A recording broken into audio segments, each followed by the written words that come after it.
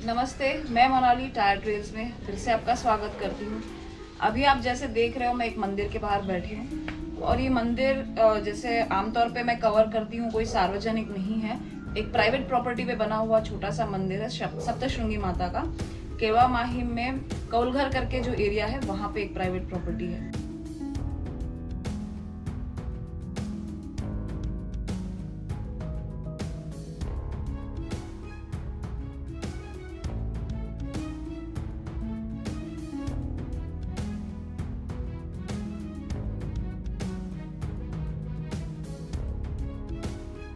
माझे वडिलांचे दोन भाऊ हरिभाऊ बळाराय आणि मधुकर बळाराय.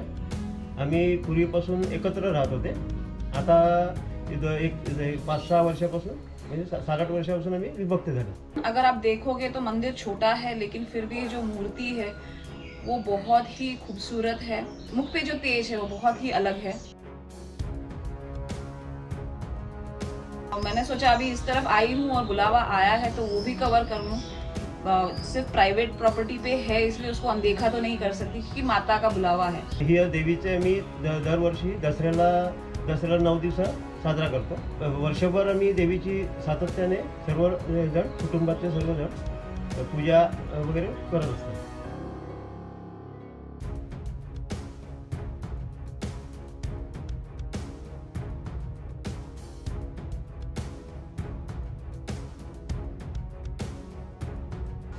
जैसे मैंने सुना है इस मंदिर की कहानी जो है कि यहाँ पे पहले इनामदार जो इस प्रॉपर्टी पे रहते थे, वो इनामदार की प्रॉपर्टी थी।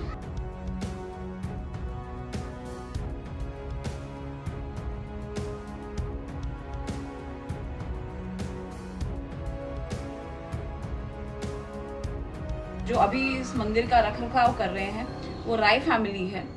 उन्होंने जब ये प्रॉपर्टी उन इनामदारों से खरीदी है, तब ये मंदिर वहाँ पे था। छोटा सा जैसा था वैसा उन्होंने वैसे ही रखा था।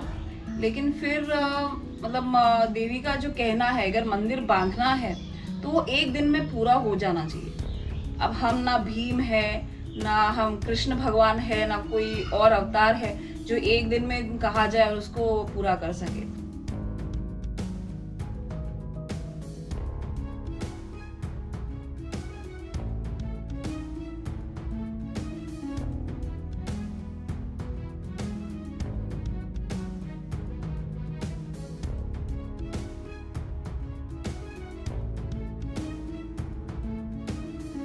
अभी ये जो राय फैमिली है, उन्होंने क्योंकि उनको लगा कि ये जो कार्य है वो एक दिन में पूरा होने जैसा नहीं है। माता को कोपित करने से अच्छा है कि जैसा है उसको वैसे उसको सिर्फ डेवलप किया जाए और उसको एक छोटा जैसा आकार है उसको एक दिया जाए।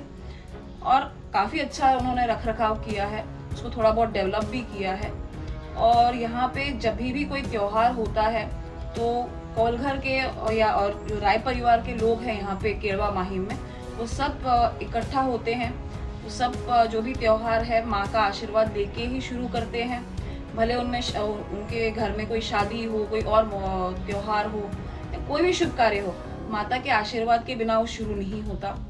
ही आमची एक कुलदैवत आहे आणि आमची राय कुटुंब संपूर्ण प्रत्येक कार्यक्रमाच्या वेळेला एकत्र येतात. तसेच लग्नाचा कुठलाही कार्यक्रम असेल तर या देवीच्या दर्शनानेच पार पाडला जातो.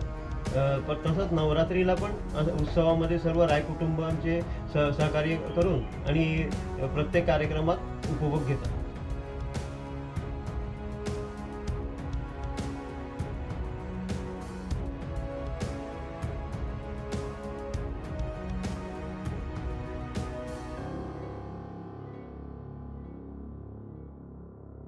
पूर्वी ज्यावेळेला आमचं घर आम्ही विकत घेतली प्रॉपर्टी, त्यावेळेला ब्राह्मणांच्या इनामदारांच्या ताब्यात होती अगोदर प्रॉपर्टी. त्यानंतर आम्ही ती विकत घेतलेली आहे संपूर्ण प्रॉपर्टी. तो मतलब माता एक तरीके से पूरी फैमिली को जोड़े रखती है। भले वो कहीं और भी सेटल हो जाए तो उस समय वो आते हैं।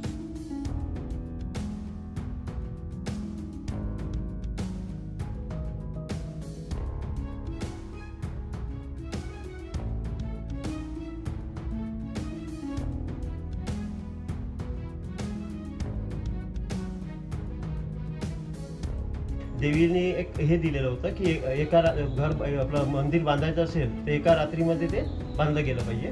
परंतु ते शक्य नसल्यामुळे आम्ही आमच्या परीने आम्ही जशी डेव्हलपमेंट आम्हाला करता आली त्या पद्धतीने आम्ही ती डेव्हलपमेंट केलेली आहे मंदिराची.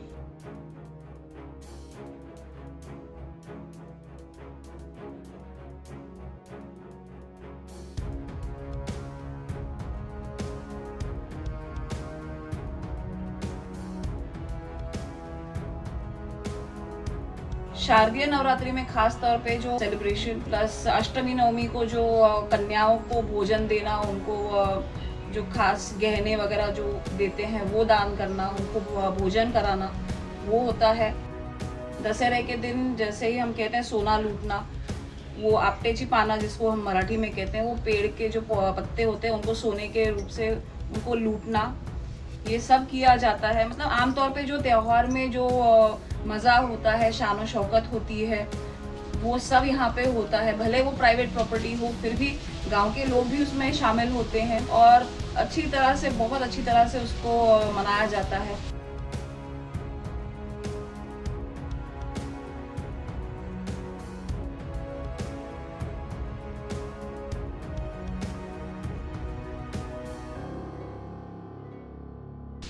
चैत्री नवरात्रि को इतना मतलब इतनी धूमधाम नहीं होती है, पर जिनको पता है ये मंदिर की जो कहानी है या तो ये मंदिर के बारे में जिनको पता है वो आ जाते हैं यहाँ पे, दर्शन करते हैं, माता का आशीर्वाद लेते हैं.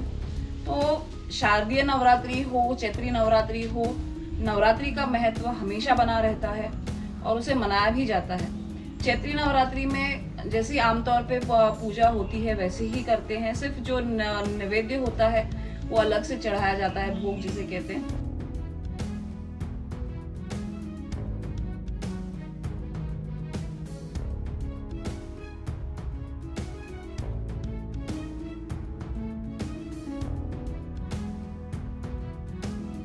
शारदीय नवरात्रि में यहाँ पे जो भोग है वो अलग से बनाया जाता है, खास तौर पे बनाया जाता है, क्योंकि यहाँ पे जागरण की भी जो एक प्रथा है वो भी मनाई जाती है. 12 से लेके 2-3 बजे तक जितना हो सके उतना जागना होता है, तो वो भी ये लोग करते हैं. गांव के लोगों को जितना हो सके वो भी इसमें शामिल हो जाते हैं. तो आई थिंक सो सब लोगों को एक धागे में बांधने का काम ये देवी या नवरात्रि का उत्सव करता है.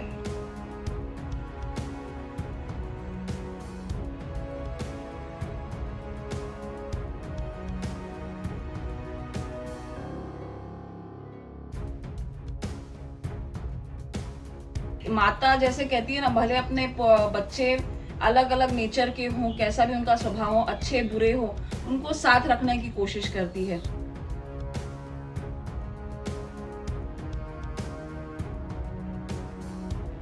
तो सप्तशृंगी माता हो या माता का कोई और भी रूप हो, माता का एक ही काम होता है अपने बच्चों को जोड़े रखना. तो वो उनके बच्चों को अलग होने नहीं देती.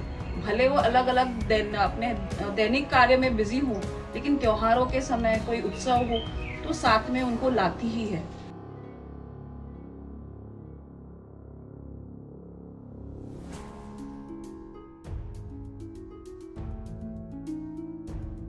ये एक अच्छा संदेश है कि माता के जो बच्चे हैं वो कहीं भटक भी जाए रास्ता, तो भी माँ उनको सही रास्ता दिखाती है, घर की तरफ वापस लाती ही है.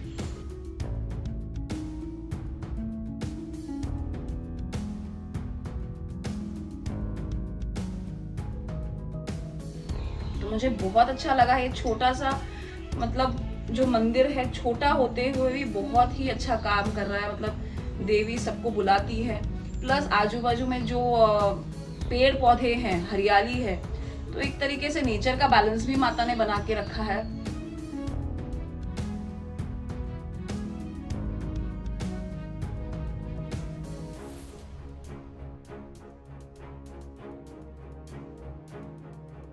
बहुत खूबसूरत है, शांत है, ठंडा मौसम है, तो आपको यहाँ पे पंखे की जरूरत नहीं पड़ेगी, आर्टिफिशियल एयर की जरूरत नहीं है, ऑक्सीजन बहुत है. तो माता आपको ऐसे ही बहुत कुछ दे रही है यहाँ पे. तो आइएगा जरूर. कौल घर में केड़वा माहिम में प्राइवेट प्रॉपर्टी है, पर आपको अगर दर्शन की इच्छा है, आप माता के अगर भक्त हो, तो कोई आपको रोकेगा नहीं.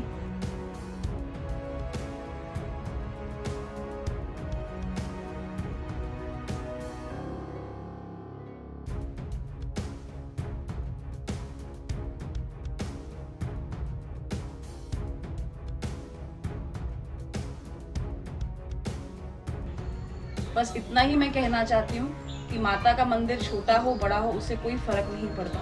दिल में अगर आस्था हो तो माता के दर्शन हो ही जाते हैं। जय माता।